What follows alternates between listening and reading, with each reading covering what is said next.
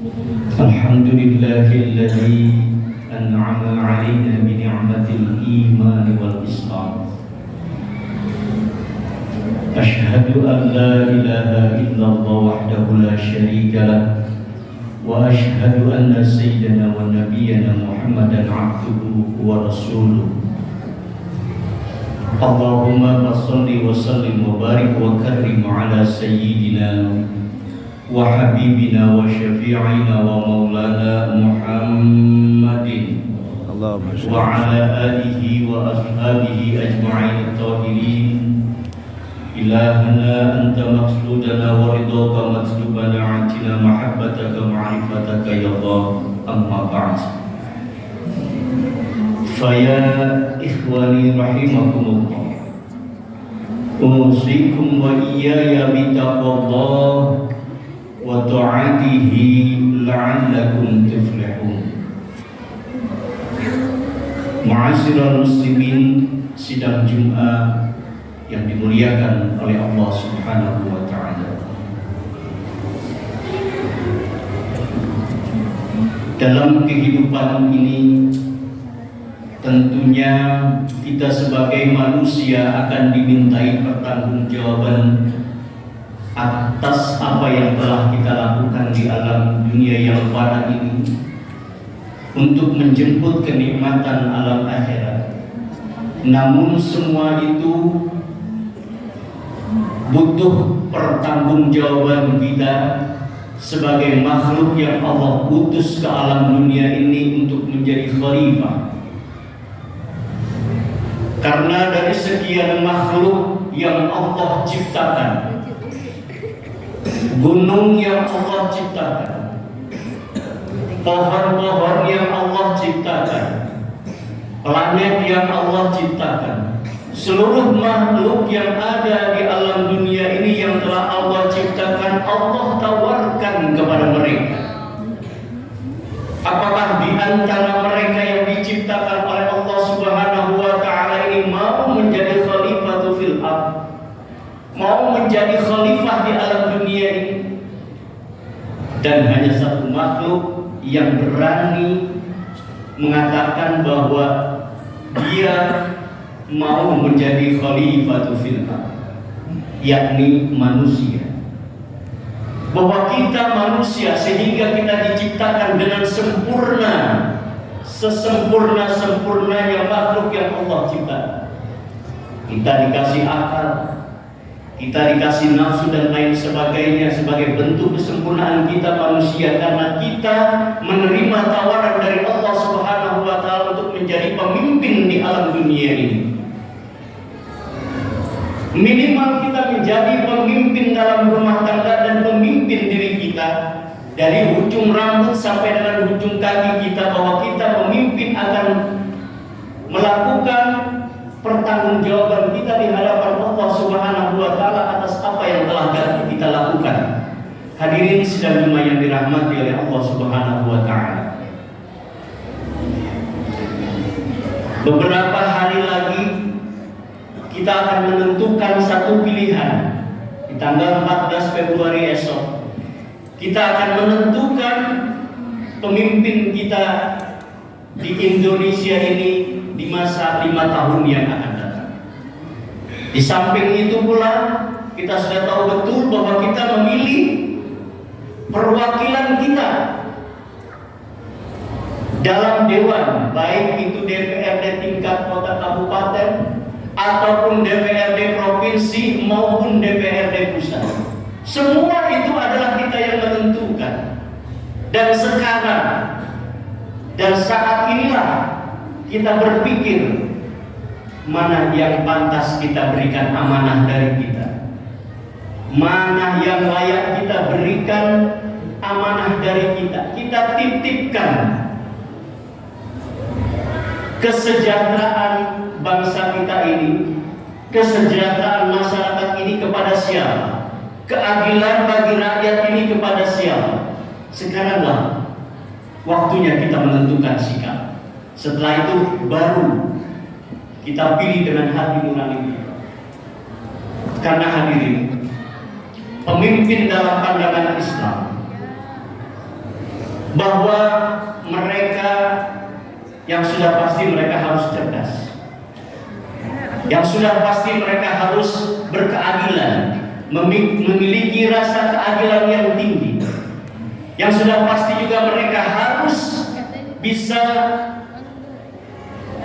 mengaplikasikan sila kelima dari Pancasila kita, yakni apa? Keadilan sosial bagi seluruh rakyat Indonesia. Hadirin sidang Jumat yang dirahmati oleh Allah Subhanahu wa taala. Baiklah, kita tidak berbicara tentang pemimpin-pemimpin itu, tapi kita bicara kepada diri kita selaku seorang pria, selaku seorang pemimpin dalam rumah tangga kita. Mampukah kita berkeadilan dalam rumah tangga kita? Mampukah kita mensejahterakan anggota keluarga kita? Mampukah kita membahagiakan keluarga kita? Karena ingat bahwa kita akan dimintai pertanggungjawaban oleh Allah Subhanahu wa taala nanti di yaumil akhir. Kullukum ra'un wa kullukum mas'ulun 'an ra'iyatihi. Semua kalian adalah pemimpin dan kalian akan dimintai pertanggungjawabannya oleh Allah Subhanahu wa taala di saat kalian memimpin.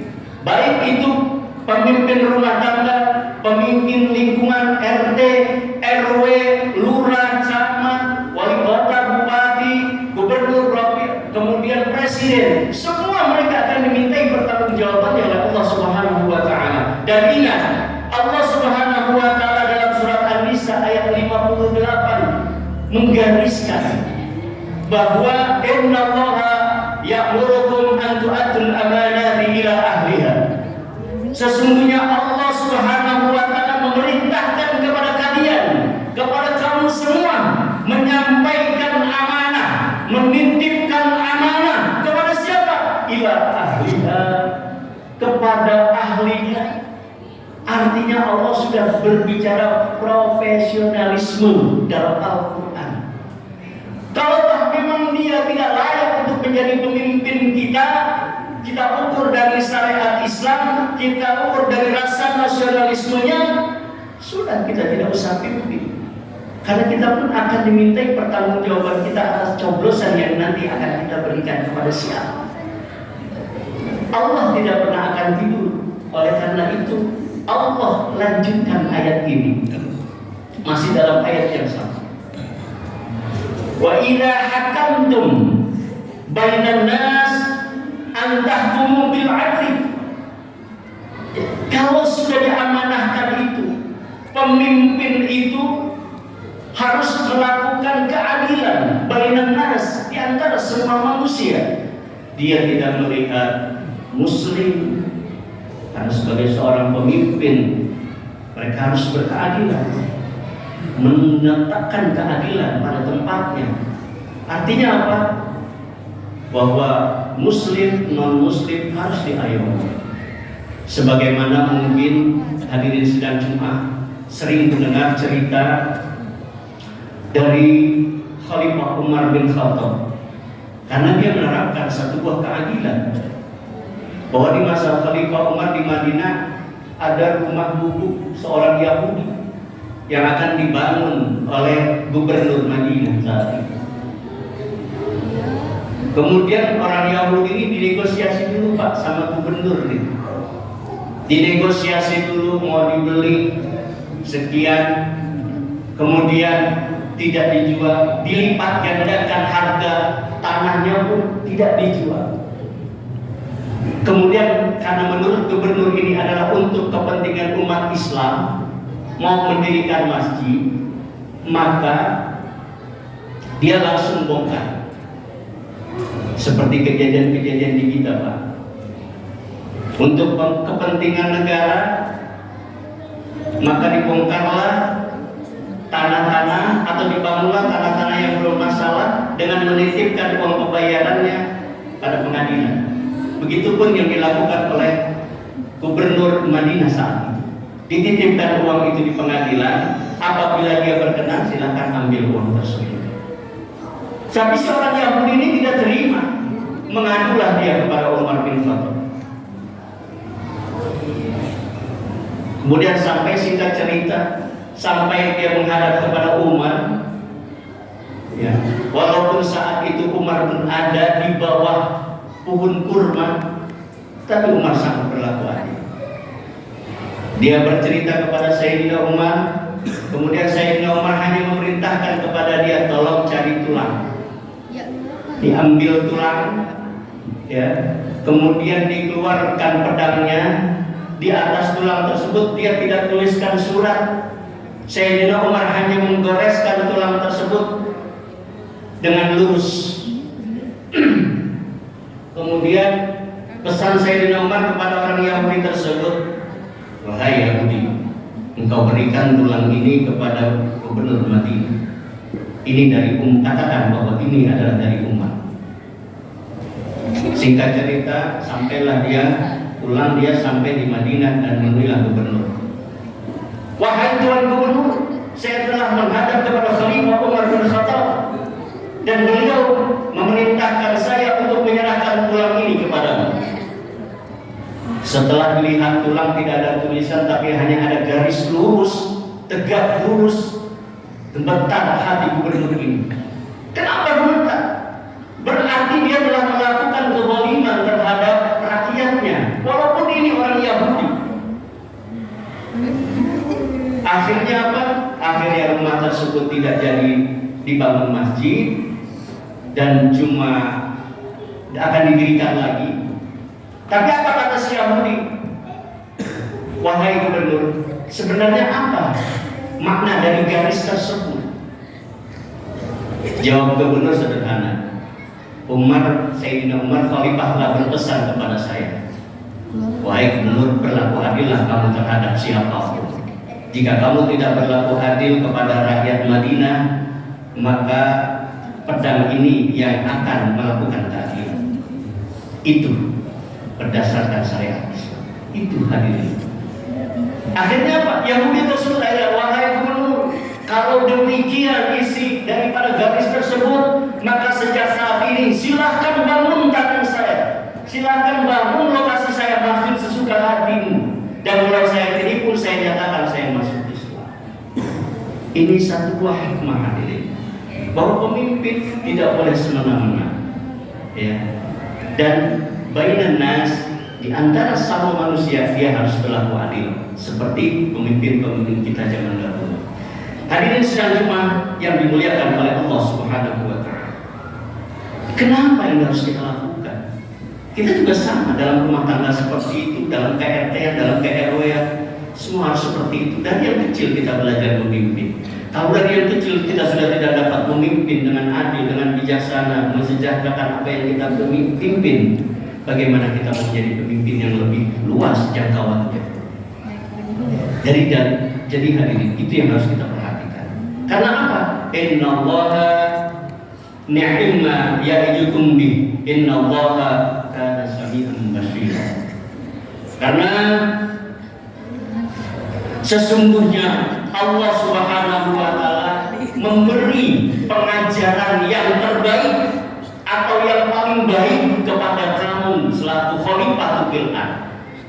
Baik itu dasar-dasar dalam Al-Quran untuk kepemimpinan maupun cerita-cerita dalam Al-Quran untuk pemimpin-pemimpin masa lalu.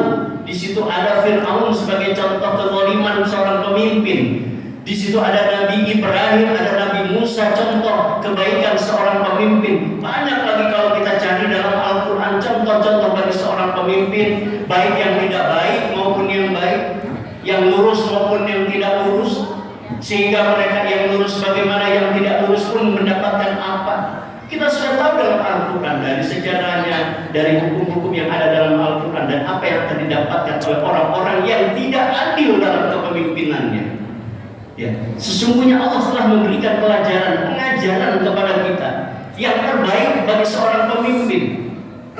Maka jadikanlah Al-Quran sebagai pedoman dalam kepemimpinan kita.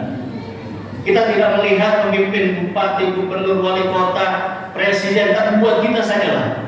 Dalam rumah tangga kita, dalam KRT kita, dalam KRW kita, dalam lingkungan terkecil yang kita lakukan, yang kita pimpin. Kita lakukan keadilan, kesejahteraan bagi rakyat yang kita pimpin. Karena juga apa? Innallaha kana sami'an basir. Karena sesungguhnya Allah Subhanahu wa taala Maha mendengar lagi Maha melihat. Mendengar langkah-langkah kita, mendengar bisikan-bisikan hati kita. Ya, besok mungkin orang tidak tahu. Setiap pencoblos akan diberikan keuangan, akan diberikan satu poskokan untuk memilih dirinya. Orang lain tidak tahu, tapi Allah Maha mendengar. Allah dengar bisikan hati nanti kalau coba si bulan, ya partai ini nomor sekian, kasih uang 100-200. Apakah kita gadaikan keimanan kita hari ini? Apakah kita gadaikan keimanan kita hanya untuk 100-200 sampai dengan 300.000 rupiah untuk 5 tahun ke depan? Apakah itu kita gadaikan? Dan ingat, ar-rasi wal murtasi finnar. Orang yang menyogok dan orang yang disogok masuk neraka. Bukan lagi dosa bahasan di sini. Bahasanya bukan lagi dosa, tapi neraka. Kalau dosa kita bisa minta ampun kepada Allah Subhanahu wa taala, tapi kalau sudah neraka, bagaimana? Kata-katanya bukan dosa, tapi nar. Orang yang nyogok dan yang disogok masuk neraka. Ini yang kita takuti. Bagaimana Ustaz kalau seandainya sudah diinformasikan oleh ustaz-ustaz yang lain bahwa ini adalah haknya, sehingga kalau dia berikan uang wajar kalau memang ini haknya. Kita tidak tahu hadirin. Di saat dia sudah memimpin, yang pasti orang kalau sudah mengeluarkan uang untuk mengejar jabatannya, berarti mereka akan melakukan sesuatu di saat dia mendapatkan jabatan itu sendiri. Hadirin sidang Jumat yang dimuliakan oleh Allah Subhanahu wa taala. Intinya adalah bahwa dalam pandangan Islam, bagi seorang pemimpin harus memiliki keadilan, rasa keadilan yang tinggi. Dia bisa memikirkan kesejahteraan rakyatnya, memikirkan kemampuan ekonomi rakyatnya, per kapitanya berapa. Itu yang harus dipikirkan oleh seorang pemimpin, sehingga rakyatnya tidak lagi melakukan perbuatan-perbuatan yang merugikan orang lain, melakukan perbuatan kezaliman yang juga berdampak negatif pada orang lain dan dirinya sendiri. Kalau semua kita sudah lakukan, kalau semua kita sudah laksanakan, maka insya Allah kita dengan teliti, maka kita akan dapati pemimpin yang adil dan bijaksana di 5 tahun ke depan. Itu hadirin jamaah sidang Jumat yang dimuliakan oleh Allah. Mungkin hanya itu saja yang saya sampaikan. Besok tanggal 14 berpikir kita siapa yang akan kita coblos, baik itu presiden ataupun anggota legislatifnya, supaya kita ke depan tidak salah dalam memilih dan kita memiliki pemimpin yang adil dan bijaksana. Siapapun nanti yang jadi presidennya, siapapun yang nanti akan menjadi dewannya, kita sebagai rakyat, kita sebagai masyarakat, kita doakan mereka supaya amanah yang kita berikan, tanggung jawab yang kita berikan kepada mereka, yang mereka pikul, mereka dapat mempertanggungjawabkannya. Amanah itu mereka pegang teguh, sehingga apa? Sehingga hasilnya untuk kita semua kenyamanan, ketentraman dalam bernegara dan berbangsa. Demikian. Barakallahu li wa lakum fil Qur'anil 'azim wa nafa'ani wa iyyakum bima fihi minal ayati wa dzikril hakim wa taqabbal minni wa minkum tilawatahu innahu huwal ghafurur rahim.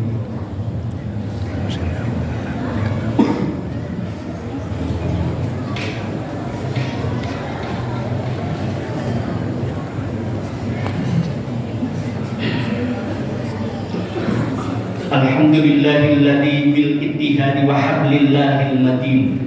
Asyhadu an la ilaha illallah wahdahu la syarika lahu wa asyhadu anna Muhammadan abduhu wa rasuluh. Allahumma shalli wa sallim ala sayyidina Muhammadin wa ala alihi wa sahbihi ajma'in.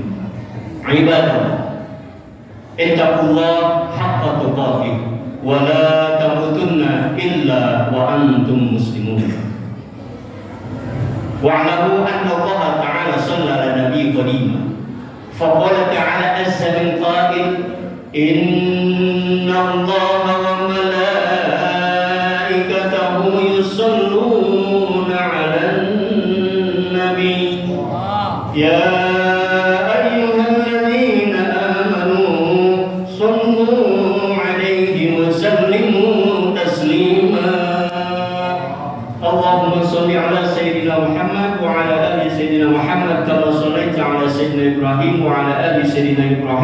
wa barik ala sayyidina Muhammad wa ala ali sayyidina Muhammad kama barakta ala sayyidina Ibrahim wa ala ali sayyidina Ibrahim fil alamin innaka Hamidum Majid. Warḍallahu ala arba'ati khulafa'ir rasyidin sadatina Abi Bakr wa Umar wa Uthman wa Ali wa baqiyati sahabati ajma'in wa tabi'in wa tabi'ina lahum bi ihsan ila yaumiddin wa alaina ma hum bihim bi rahmatika ya arhamar rahimin. Allahumma ighfir lil muslimina wal muslimat wal mu'minina wal mu'minat al ahya'i minhum wal amwat innaka samiun qaribun mujibud da'wat ya qadiyal hajat ya kabil Muhammad. Allahumma barik lana fi Rajab wa Sya'ban wa ballighna Ramadan. Rabbana zalamna anfusana wa lam taghfir lana wa tarhamna lanakunanna minal khasirin. Allahumma inna nas'aluka ridhaka wal jannah wa na'udzubika min sakhatika wan nar. Allahumma innaka 'afuwun karim tuhibbul 'afwa fa'fu 'anna ya Allah ya Karim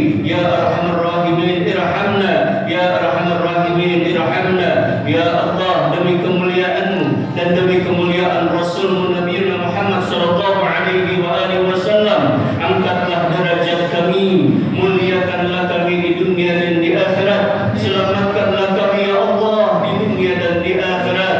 Berkahilah kami, berkahilah kehidupan kami, berkahilah keluarga kami, berkahilah rumah tangga kami, berkahilah negara kami ya Allah. Karuniakanlah kepada kami pemimpin yang saleh, pemimpin yang adil dan bijaksana, pemimpin yang memperhatikan rakyatnya ya Allah ya Rabbana ya Karim. Terimalah doa kami. Rabbana atina min ladunka rahmatan wa hayyi lana min amrina rasyada. Rabbana atina fid dunya hasanah wa fil akhirati hasanah wa qina adzabannar wa adkhilna jannata ma'al abrar ya aziz ya ghaffar ya rabbal alamin.